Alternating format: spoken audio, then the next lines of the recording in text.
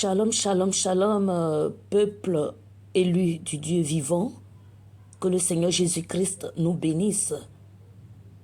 Je voudrais nous inviter à encore aimer ou à aimer Israël, le peuple élu de Dieu. Aujourd'hui, si l'évangile nous a atteints, aujourd'hui, si nous avons la parole vivante, si nous avons la saine doctrine, c'est grâce à Israël que nous sommes arrivés à ce grand bonheur, à cette grande bénédiction. Tu es aussi Israël, toi que le Seigneur Jésus-Christ a choisi, toi que le Seigneur Jésus-Christ aime. Parce que Israël n'était pas le seul enfant. Israël n'était pas le seul peuple sur terre. Mais le Seigneur lui a fait grâce. À toi aussi, le Seigneur Jésus-Christ a fait grâce. Et puisque tu aimes le Seigneur Jésus-Christ, il est de ton devoir d'aimer Israël. Et puisque le Seigneur Jésus-Christ te soutient, il est de ton devoir de soutenir Israël. Notre bonheur dépend du bonheur d'Israël. Il est nécessaire, il est capital que nous aimions Israël. Celui qui a en lui le vrai Dieu, le Saint-Esprit ne peut pas haïr Israël. Alléluia. Lorsque la première fois j'ai découvert le nom Israël sans en savoir quoi que ce soit de ce nom, j'ai aimé ce nom.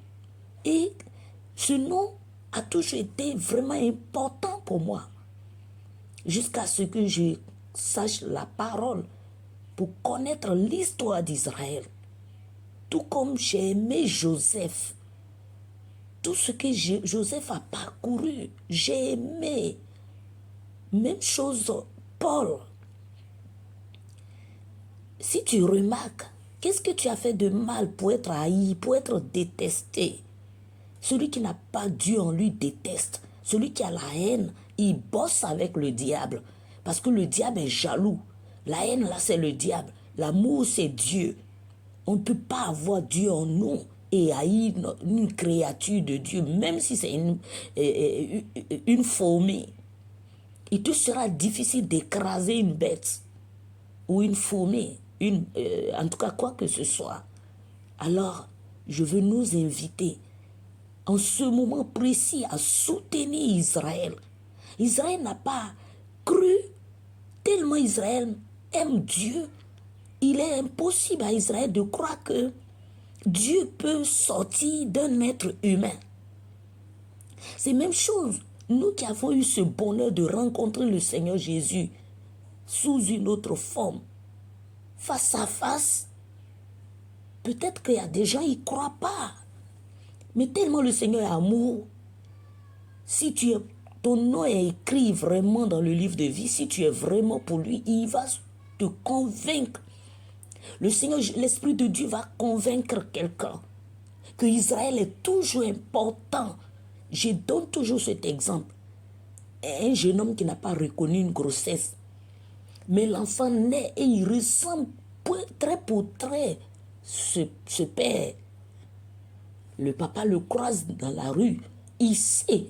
L'enfant, lui, ne sait rien. Et le père apprend que l'enfant est dans telle école.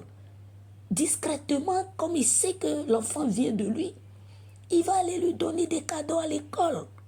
L'enfant ne sait pas que c'est son père, mais le père sait que c'est son enfant. Si nous ne savons pas que Jésus est notre créateur, notre Père, si nous ne le reconnaissons pas tel qu'il est, ça ne change rien en ce qu'il est. Nous croyons en Jésus, il est Jésus, il est Dieu. Nous croyons qu'il est Dieu, il est Dieu. Nous ne croyons pas qu'il est Dieu, il est Dieu. Nous ne croyons pas qu'il est le Fils de Dieu, Jésus est le Fils de Dieu. Nous ne croyons pas qu'il est le médiateur, il est le médiateur.